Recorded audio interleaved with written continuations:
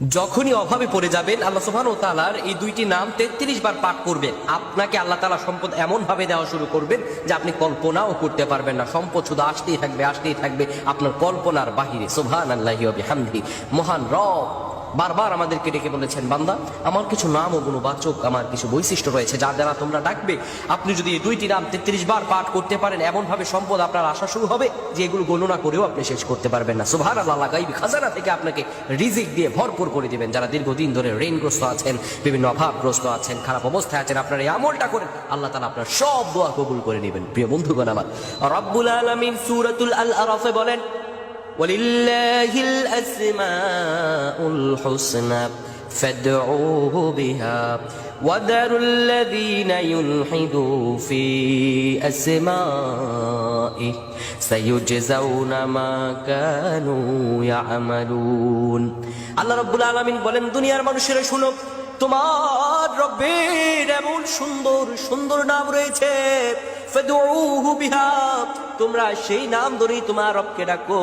ওয়াদারুল্লাযীনা ইউলহিদু ফি আসমাইহি, তাদেরকে বর্জন করো যারা তোমার রবের নামকে বিকৃত করে থাকে, তাদেরকে তোমরা বর্জন করে দাও যারা বিকৃত করে আল্লাহ রাব্বুল আলামিন তাদের সম্পর্কে ভালোই খবর রাখেন।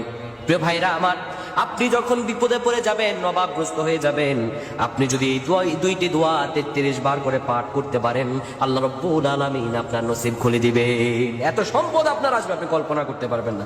দুইটি দোয়া কি? এক নাম্বার আপনি বলবেন, ইয়া রাউফ ইয়া রাউফ ইয়া রাউফ, 33 বার পাঠ করবেন।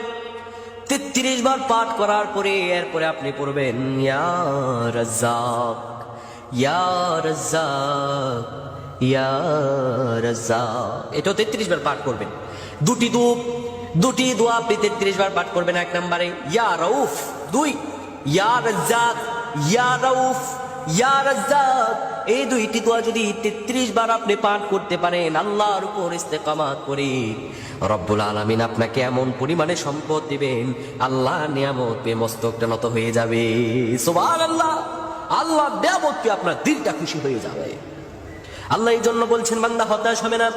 ওয়ালা সাউফা ইউতিকা রাব্বুকা ফাতারদা, আর রব তোমাকে শীঘ্রই এত নিয়ামত দিবেন, ফাতারদা, তুমি খুশি হয়ে যাবে, মস্তক নত হয়ে যাবে আপনার।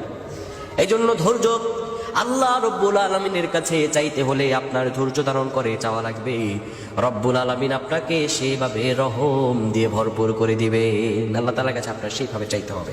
মহান রবের কাছে যদি হৃদয়ের আকুতি ভরা চাওয়াটা আল্লাহ তাআলার কাছে চাইতে পারেন, আমার রব আপনাকে কবুল করতে দেরি করবেন না। আপনার রিজিক খুলে যাবে, আপনার বরকতে আপনি ভরপুর হয়ে উঠবেন, আপনার অন্তরটা প্রসারিত হয়ে যাবে ইনশাআল্লাহ।